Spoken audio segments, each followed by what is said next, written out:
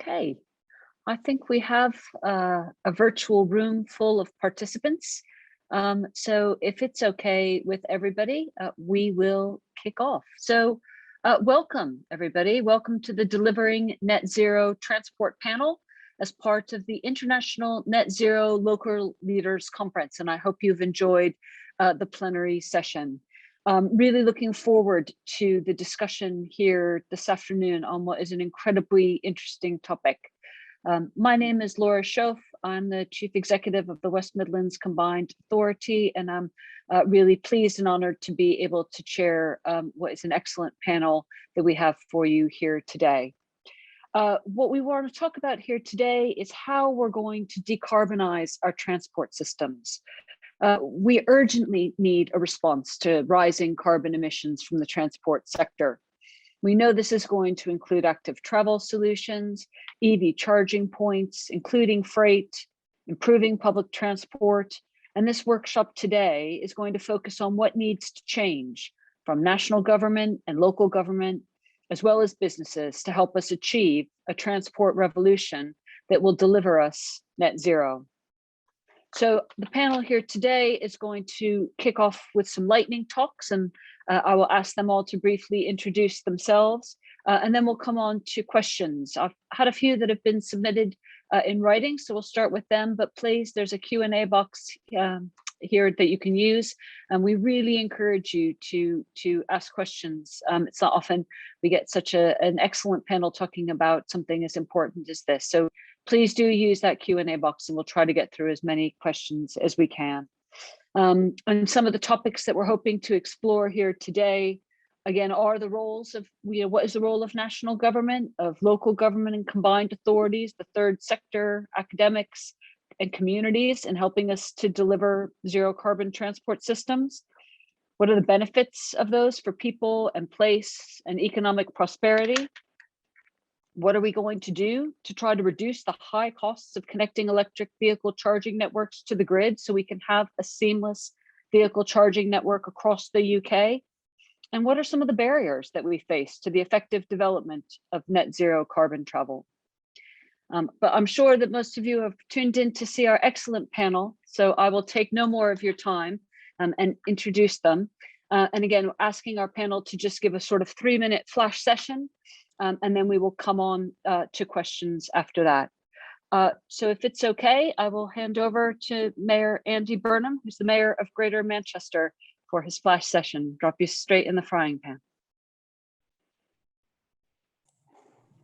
Thank you very much indeed, Laura.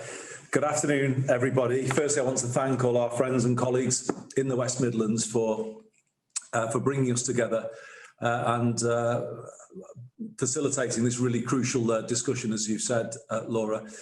I think we have an opportunity to change the way people live, work and move around a city like Greater Manchester or the West Midlands, but it is going to require a lot of clarity about how we do it and vision coming out of the pandemic. The truth of the matter is that there's only one city in the UK that has public transport as its first port of call, and that's London. And what we need to do is extend to other cities outside of London the same good principles of the London public transport system so that we can plot a course to a zero carbon public transport system. The truth of the matter is we've allowed car to be king in city regions outside of the capital.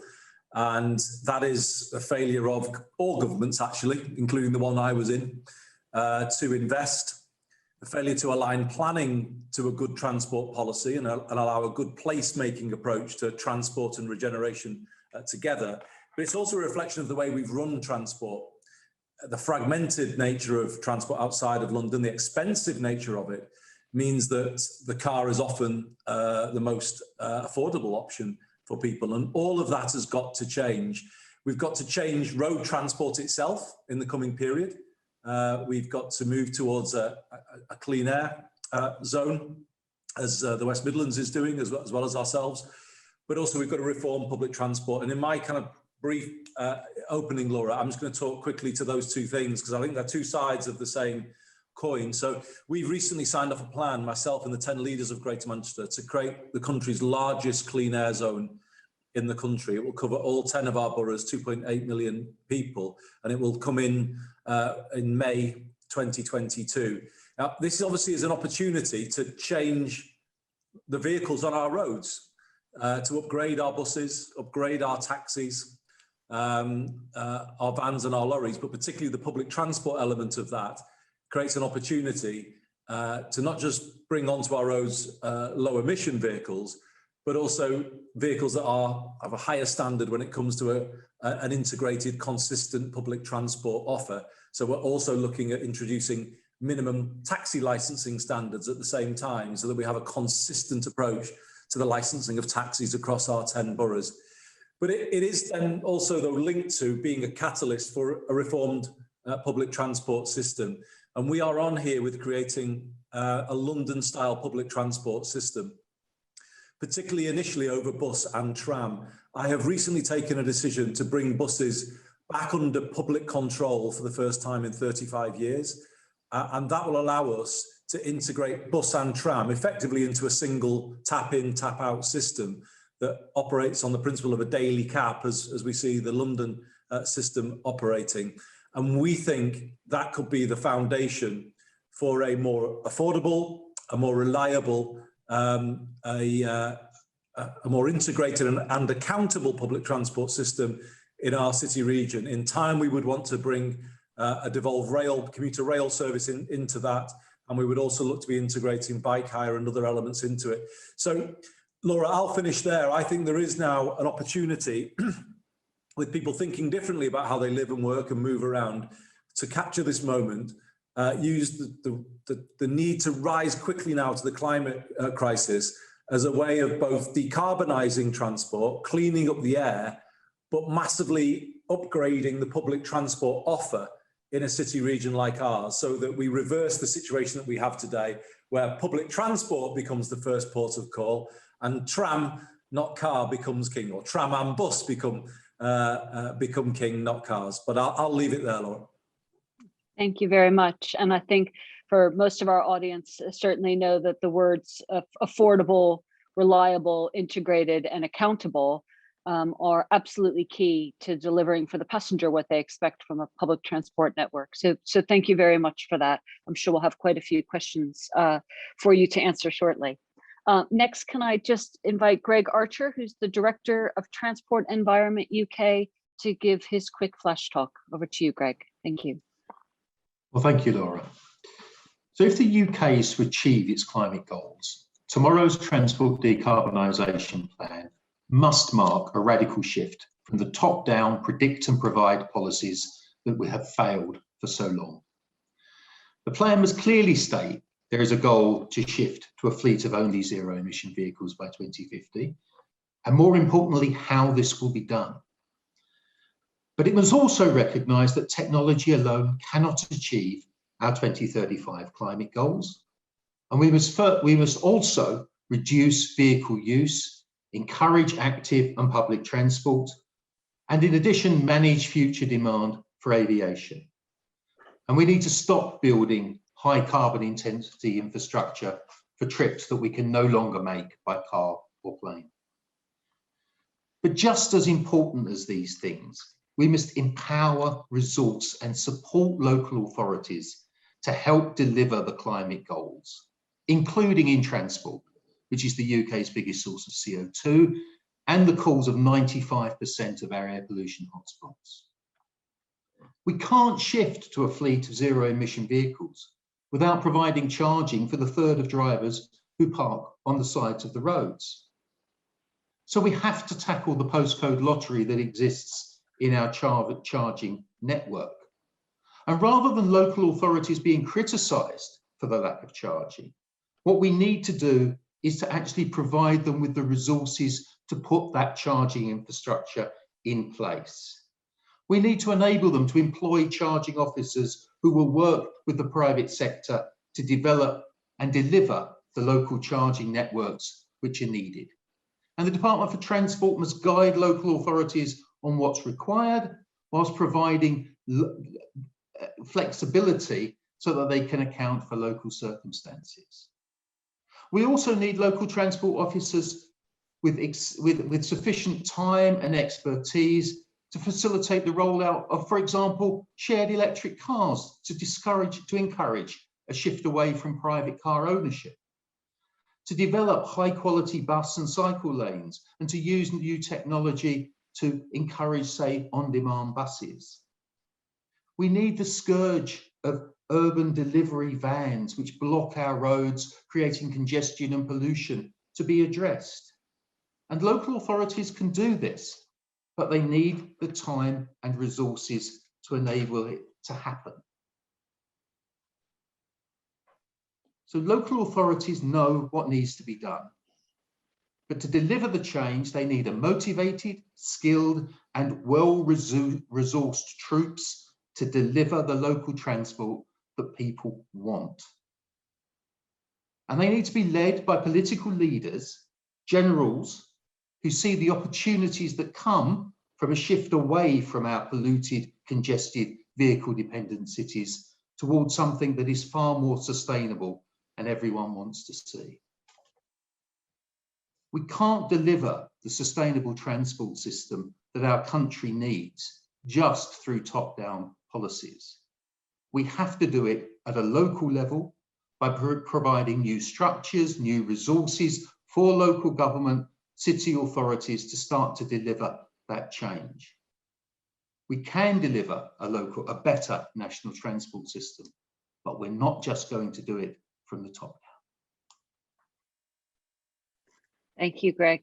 And it's interesting, I just had a quick look to see if there was a breakout session on the kinds of skills that we're going to need going forward. It's a really interesting and important topic. How do we make sure that we're growing our own workforces to be able to help us address some of these issues so we can have the kind of bottom-up solutions that you're talking about? So thank you. That was very interesting indeed. And finally today, to Neil Isaacson, thank you for joining us, the CEO of Liberty Charge. Over to you for your flash session.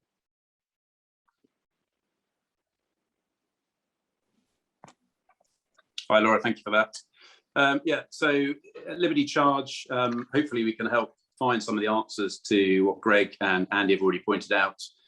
We provide fully funded EV charging solutions and the combined expertise to help councils accelerate their plans for residential charging and e-mobility solutions. And I just wanted to give a view from the private sector in terms of how we think we can help, because we do believe that there's a real transformative potential for electric vehicles, not only to address the air quality issues we've been talking about, significantly reduce the carbon emissions and help us become net zero by 2050, but also key and fundamentally to help people move away from owning their own car, to promote more of that active participation and active lifestyle that we're all yearning for. We've seen great momentum already in terms of government investment around move to electric vehicles, with over 1.3 billion being committed. But at Liberty Charge, we don't believe we're moving quickly enough to achieve the targets that have been set. And similar to Greg, we believe that the government needs to provide more help into removing some of the substantial obstacles that are in our way in terms of that infrastructure rollout that is desperately required to create the charging networks that we need, both close to our homes and further afield. At Liberty Charge, we've done our own consumer research, and our fervent view is that on-street residential charging is an absolute must if we are to meet those targets. If it's not, then depending on the size of the city and depending on which city, at least 40% of households that don't have driveways are actually being forced to change their behaviours as we move to electric vehicles. And that will either deter people from buying electric vehicles and lead to additional unnecessary journeys because they are in effect being forced to go and move and charge their vehicle in a rapid charge point. We also know from our research that not only the most appropriate, but also the most convenient and the greenest way of charging your electric vehicle is overnight, and ideally plugged in as close to your home as possible. So we've got to try and replicate that experience where, you know, those people from a domestic scenario have their own driveways. We've got to replicate that for those that don't have that luxury. Picking up on both Greg and Andy's point, councils have got it really tough at the moment. They've got so much to do, not only in terms of climate change and air quality, but they're doing it against a backdrop of reduced resources, less investment, and juggling all the other activities that they've had to do over the last 19 months with COVID. And from our perspective, there's a real need and an opportunity for private companies to step in and shoulder some of the burden, not only of deployment, but investment required in this critical network. But in addition to those private enterprises, we do see, as I say, a real role, a stronger role for government. And one of the things that we've been pushing for is development of what we call an EV charging blueprint that can be deployed at a national level, that each local authority can pick up, and it helps them to accelerate their strategy in terms of what number and type of charger they require, and how that funding model should be deployed. As a private enterprise working in this space and having done so for a couple of years now, we're really well poised to help those local authorities accelerate their plans, and we can do that through a number of ways. We offer fully funded solutions, so councils don't have to invest. We've got the skills and expertise in-house so that we're not increasing the burden on local councils. We can provide a one-stop shop, so not just only residential charging, but council installation charging points. But fundamentally, we're really keen to help reduce the number of cars on roads, which sounds interesting and potentially odd for an EV charging company to be saying that. But through the deployment of e-mobility hubs, where we can provide access to e-bikes, e-scooters, electric car sharing companies, we think that is a real fundamental thing that local authorities should be focused on and that we can help bring to bear. So in summary, from our perspective, we think that the rollout of EV charging networks specifically presents us with the perfect opportunity to not only reduce air pollution, meet our net zero targets, but create more jobs locally and build back better. And that we are absolutely committed to help local authorities deploy the most effective charging solutions on that journey. And it is a journey that we will help them with every step of the way. Thank you, Laura. Thank you. So it's really interesting because we've heard sort of three very different but quite aligned views on how we build the network, how we build the skills, and then how we put that green infrastructure in a way that helps deliver the ambitions that I think everybody has and the responsibilities that people all feel that they have to do what they can possibly do to help decarbonize the network. As I said, we've got a huge number of participants today, and I think that's down to the caliber of our speakers. So I'm sure that the best use of the rest of this time is to allow them to ask questions. So I've had a couple come in early. So if it's okay, I'll start with this question from Sylvia Barrett from Campaign for Better Transport, which is about bus and bus mechanisms, which I think might be one that Andy Burnham might want to kick off with. But Sylvia, did you want to join us and ask the question? I hope you've been warned that you were going to get called out and ask you to come on camera and ask the question.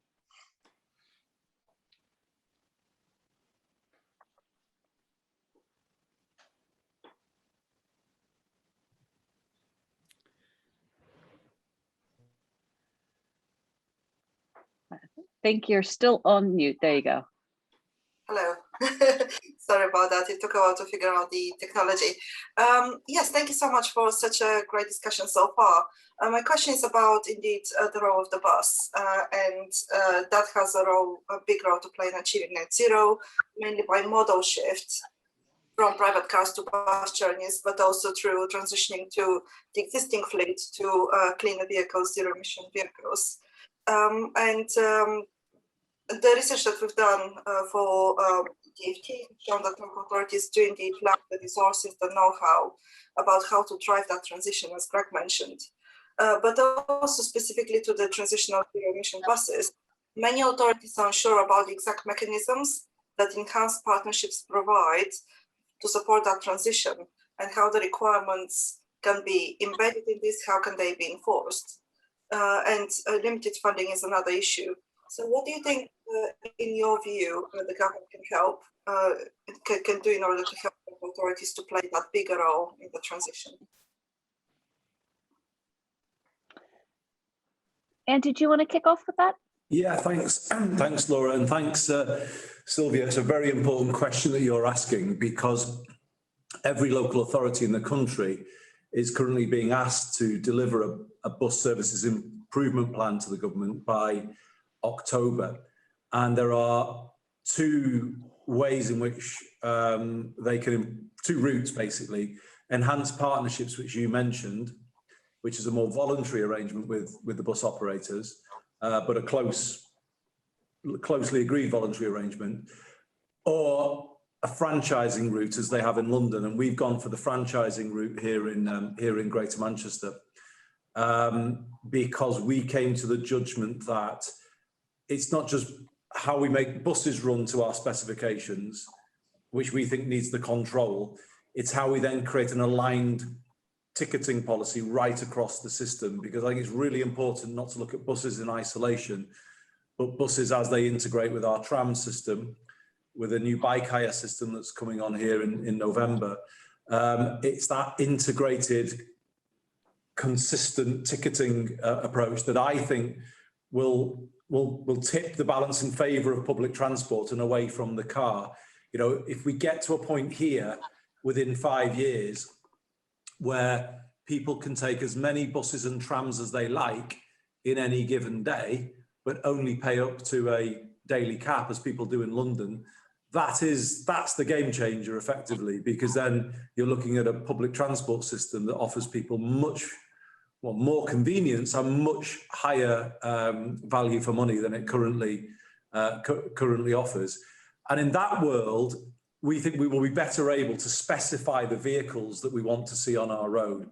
So I've already said to Transport for Greater Manchester, you know, I want my equivalent of the London bus, you know, the kind of standard GM bus that's got kind of space for all passengers, including people in wheelchairs or people with buggies, as they've done in London, that has the audio-visual displays and announcements, you know, but as well as being non-polluting. So, you know, for us, we think all of that is more likely when we have more public control over the system, and that is why I made a mayoral decision back in March to move towards a franchised scheme in Greater Manchester. We can see it in London. It works in London. We think we need exactly the same, and that's how I think we will remove a lot of the obstacles that you are talking about. You know, in the enhanced partnership we've looked at it seriously, and we didn't rule it out at all. But the worry would be if we didn't get alignment with the operators, you know, the best will in the world will not then create the kind of consistent framework that delivers a London-style integrated public transport system. I mean, funding will be a barrier, but we have secured significant funding through the Clean Air Zone initiative for a clean bus fund.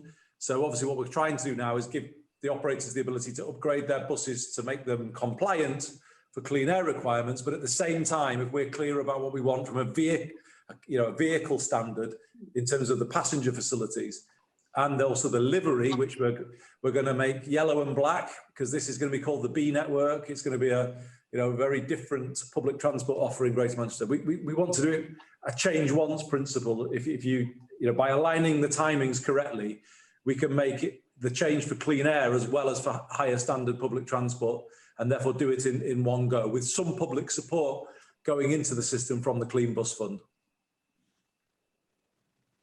Thank you. I can't wait to see the yellow and black buses on the streets of Greater Manchester. They'll look fantastic.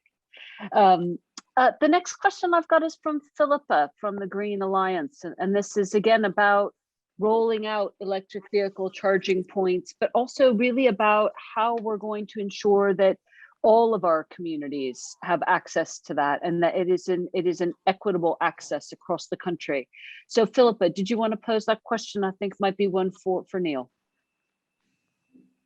Yeah, thank you very much for having me. I'm Philippa. I'm from the think tank and charity Green Alliance. And so my question for the panelists, and I think it's been touched on briefly already, is how can local authorities share best practice so the successes of rolling out electric vehicle charging points are replicated in other areas? And how can less resourced local authorities representing low-income communities also access charging infrastructure to ensure equitable access across the country? Thank you. Neil, do you want to kick off? And then if anybody else wants to come in, just let me know, I'll bring you in.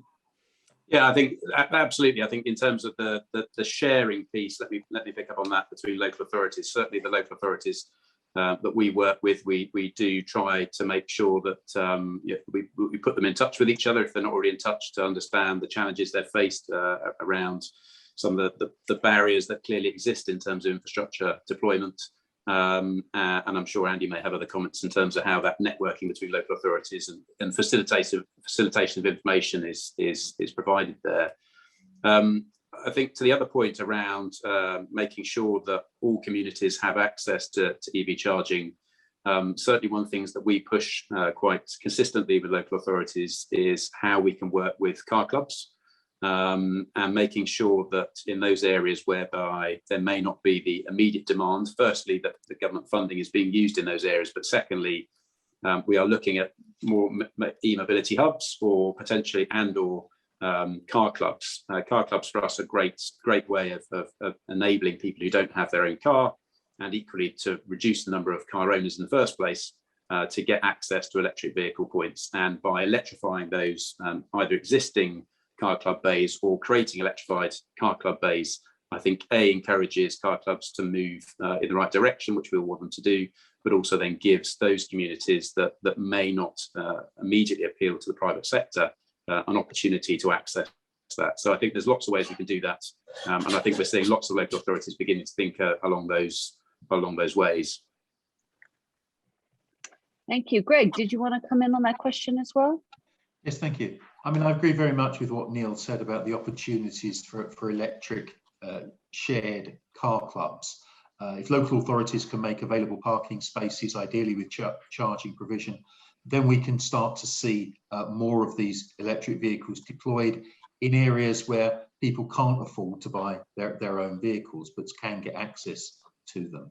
The other thing I think I would say is that I think we need to start thinking more intelligently about how we roll this charging infrastructure out. So there will be parts of the UK where we need dense charging infrastructure in our urban centres where a lot of people are living. There will be other parts in rural communities where a much more diffuse charging network will be needed, and where those sites will be used less often.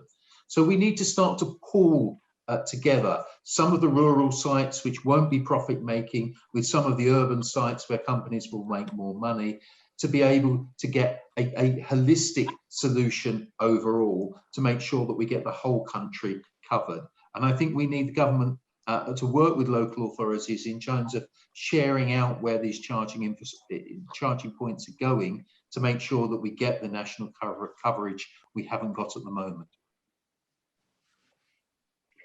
Thank you. It's a really, really important question, and that bit about how everybody benefits, so that we make sure that everybody has the opportunity to make, carbon neutral decisions, is hugely important across our really diverse communities. And Neil touched on in the beginning, one of those challenges simply about infrastructure, driveways, etc., where we have, huge swathes of terraced housing that don't currently have a solution to that problem. So an excellent question. Thank you. Andy, did you want to come in? I was just going to make a similar point, Laura, to the one you just made. It is a very good question, Philippa. I think we've got to be careful with all of this, that we don't create new inequalities or new divides between some of our communities. We've seen how COVID has impacted very differently on some communities compared to others. And coming out of the pandemic, I think levelling up has to run through all of the stuff that we're talking about today, both the need to invest from a climate perspective, but also the need to invest from a health equity perspective. And I think the reality of the matter is, Greg came up with a very, good way forward there about bundling things, profit making and less profit making, or non-profit making charging sites together. Even with that, though, I think we're going to see challenges in getting all of those charging points in the right places in some of our more deprived communities. And already I'm experiencing that with bike hire. It wants to come to the urban centre. It's less easy to get it to go outside. And the learning point here is digital infrastructure. We've kind of had differential growth in the digital infrastructure, and it will go first to those the more affluent areas. And we've got to find some way of levelling up coming in here and playing a role and providing the public subsidy where there isn't the same commercial case initially for this infrastructure to go in. So you're asking a really important question. You know, there's lots of potential coming out of the pandemic, but there's also a risk that we could reinforce some of the very big divides between, you know, the communities of the West Midlands, or the same would be true here in Greater Manchester. And we can't allow a new societal divide to open up between those who can access electric vehicle infrastructure, zero carbon transport, and those who can't. And you know, you're right to raise that question. And a very nice segue into the last submitted question I have, which is from Suzanne Bardington from Oxfordshire County Council, which is about active travel, including cycle and cycle hire. Philippa, did you want to ask your question?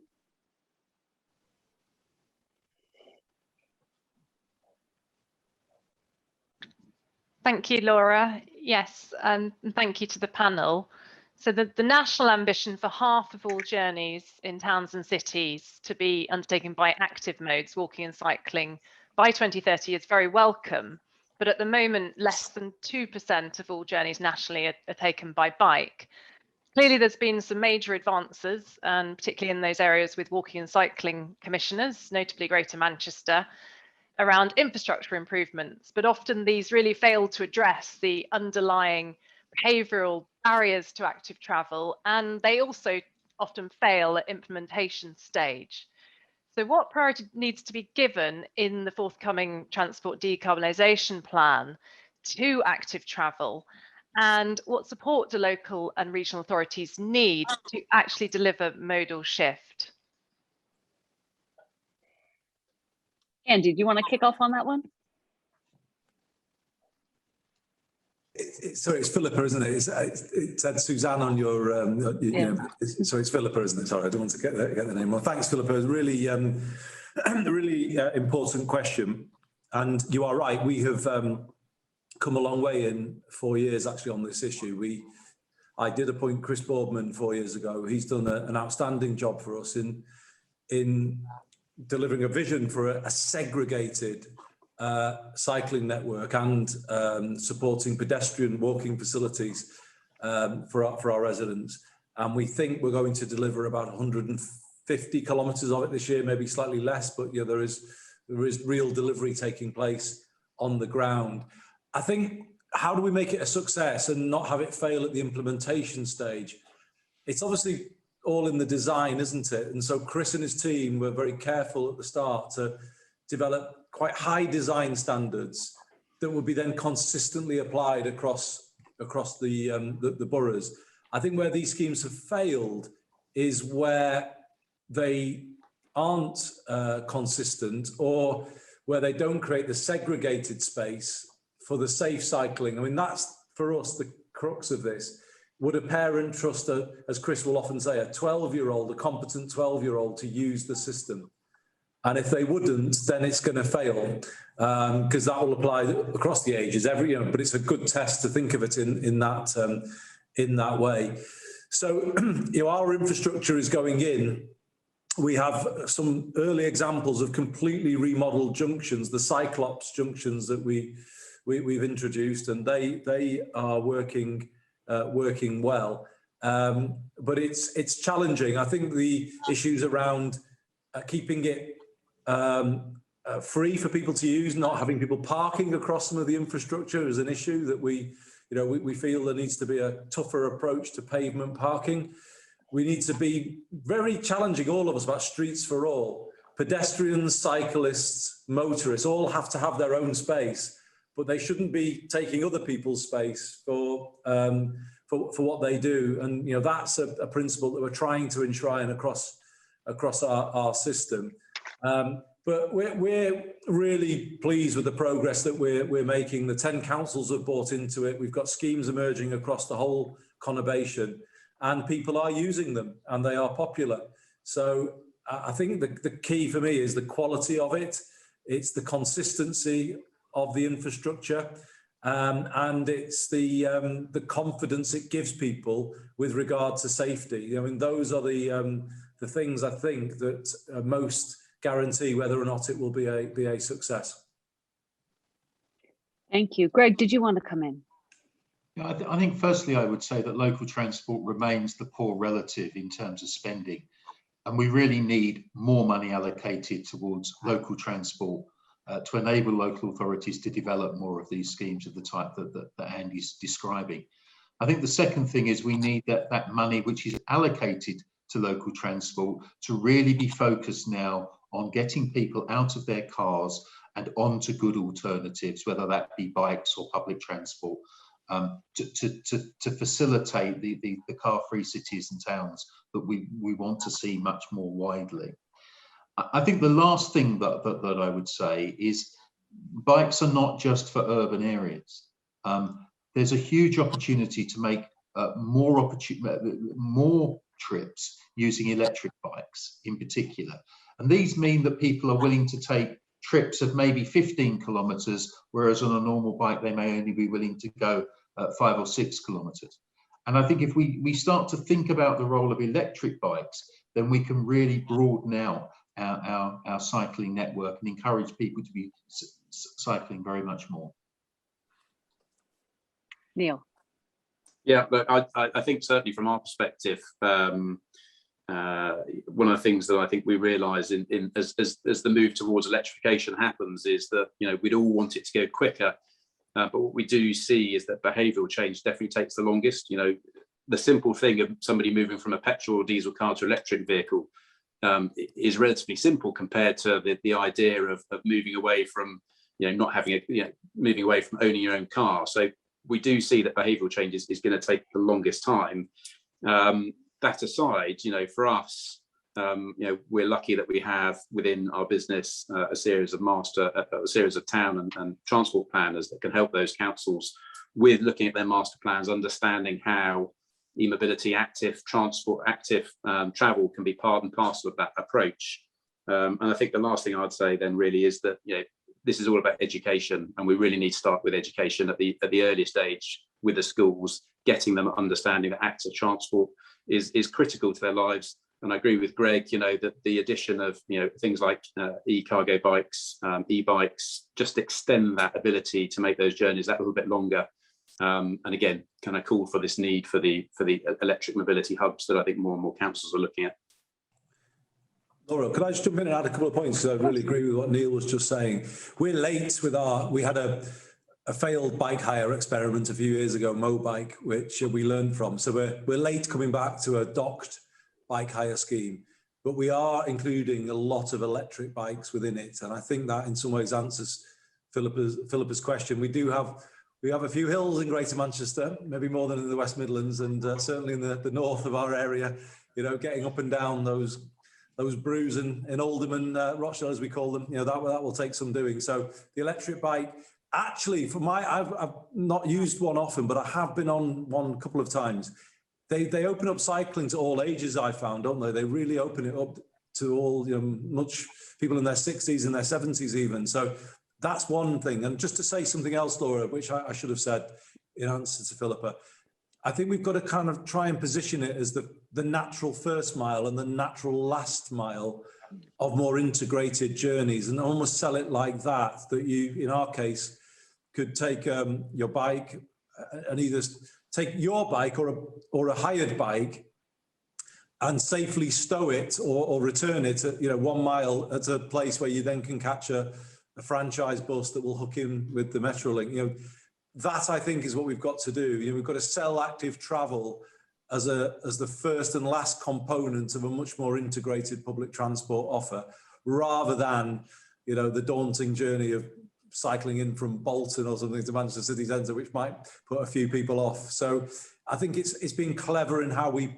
play it into the system as part of a more integrated vision is also part of it.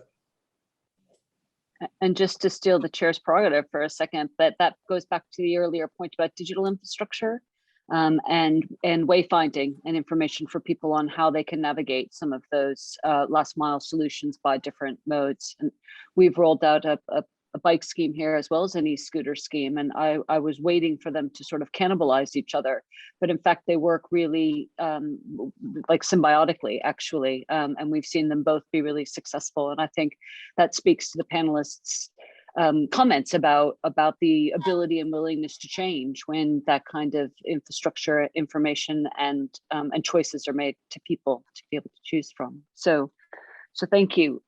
We've only got just about 10 minutes, and there's one topic that has come up twice in the chat, which I'd just like to ask our panel to comment on. So one specific question about enabling the commercial vehicle sector to decarbonize, and then it's followed up in the chat by another specific question around diesel vans and then about freight.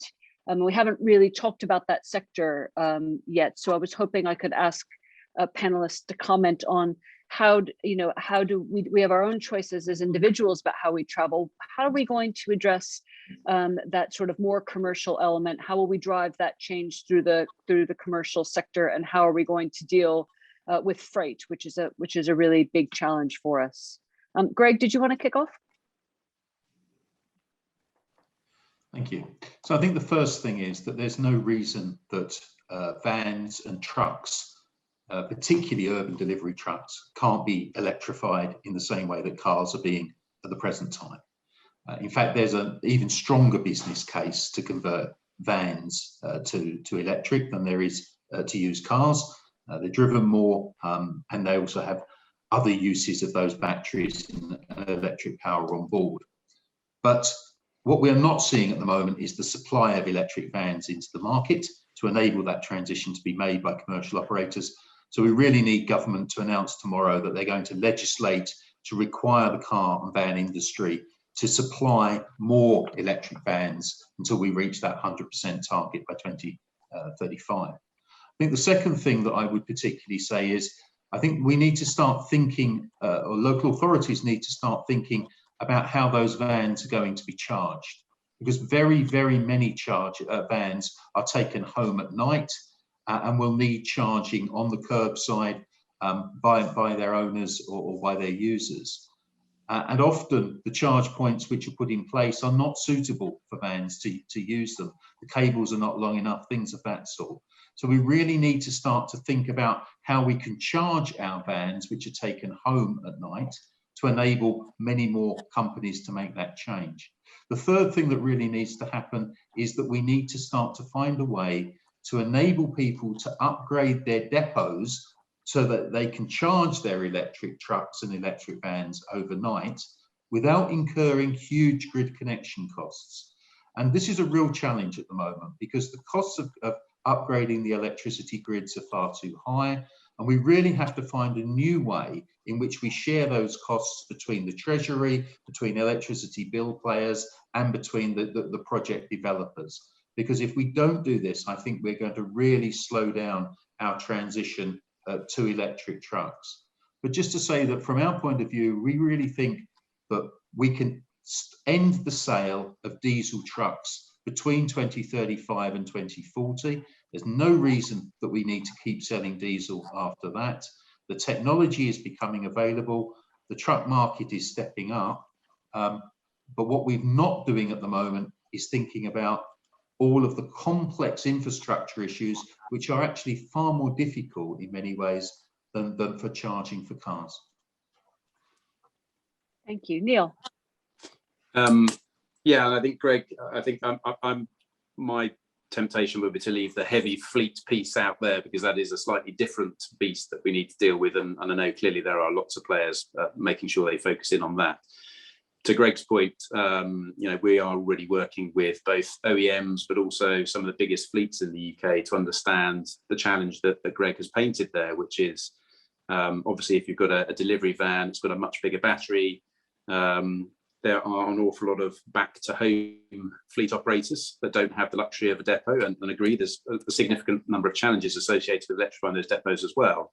But certainly the challenge we're facing into is how do we work with those fleet operators to understand, the types of vehicle that they're looking to electrify over the next 3 to 10 years, or if not quicker, and how can we make sure that the right charging infrastructure is in place. So if they are coming home into that residential street, in that terrace street, say, how can we make sure that we're creating clusters of charging points with the appropriate charging speed, so not lamppost charging, the appropriate charging speed that can enable that driver to plug in when he gets home at night and get back up to 90% or 100% power in the morning, so it doesn't affect their schedules and routines, and it doesn't create a traffic jam at the nearest rapid charging hub. And equally working with the OEMs who are bringing those vehicles to market to understand how those changing needs, how the battery changing needs are coming, and again how we can make sure the right provision is in place. And again, of course, it's all about sitting down with and working with the local authorities around that site planning. Where are those sites that are going to be best positioned to offer that kind of capability? So, as always, with everything related to this transition to electric transport, is about collaborating across all stakeholder groups to come up with the right solutions. Thank you. Andy, did you want the final word on freight and logistics? Yes, I'm no expert, Laura, but I do know a little. My very first job in life after university was on a magazine called Container Management. So I do have, would you believe it, some deep history in the freight world, which is I'm dredging it up now as I'm speaking to you. But to address the points that have already been raised by Neil and Greg, we certainly recognise that the van market is less mature, if you like, when it comes to cleaner and electric models. And as part of our clean air zone consideration, we are going to allow retrofitting options for older vans. And there's some really interesting emerging ideas out there, including photovoltaics on the roof of vans, allowing them to run on their electrics in the electric battery charge when they're in standing traffic, which obviously can be a big part of the solution from a clean air point of view. So retrofitting definitely is something that we're open to when it comes to vans and LGVs and HGVs. The point I wanted to make in terms of back to my old days as a freight correspondent was more about modal shift when it comes to HGVs particularly. I mean, if you look at the motorways of the north of England, they are just saturated with HGVs, and it's because we don't have a freight capability linking Liverpool and Hull. We've got the Atlantic gateway on one side, we've got the European gateway on another, and yet you can't transfer containers very easily anyway, between Liverpool and Hull. And we're saying to the government as part of the Trans-Pennine route upgrade that it should be freight compatible. It's currently not funded to be freight compatible, but that in our view is not a kind of future facing policy.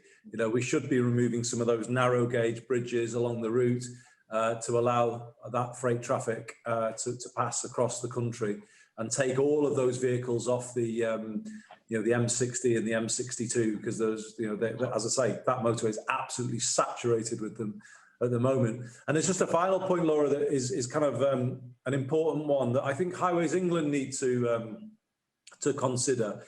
We've been creating, as I say, a large clean air zone for Greater Manchester because we have illegal levels of air pollution in all 10 of our boroughs, because that motorway network, a bit like your region, it cuts through pretty much every element of our city region. And currently Highways England are saying that they won't apply the clean air zone requirements to the motorway and strategic route network. So it's only the local roads that we control that will be subject to the clean air zone. Now, I can see how in the kind of short term, I can understand, I suppose, where they're coming from, but it's still the case that the pollution coming off those vehicles comes very close to some of our poorest communities, where the M6 slices through parts of Wigan, or the M602 in Salford. But in the short term, that policy may have the effect of keeping that traffic on those big roads rather than having it cut through some of our communities, as it tries to do, to be honest. It tries to shortcut between some of our motorways and go through narrow residential areas, which it shouldn't do. But in the long run, I don't think that's a sustainable policy from Highways England. And I think the government nationally will need to work with the freight industry to bring on Euro 6 and beyond, if you like, in terms of the pollution standards. It's just post-pandemic, we all have to become much more serious about health. I know we're talking about the decarbonisation challenge at this conference today, but on the other side of that coin is a health challenge. And that has to be equally important coming out of the pandemic.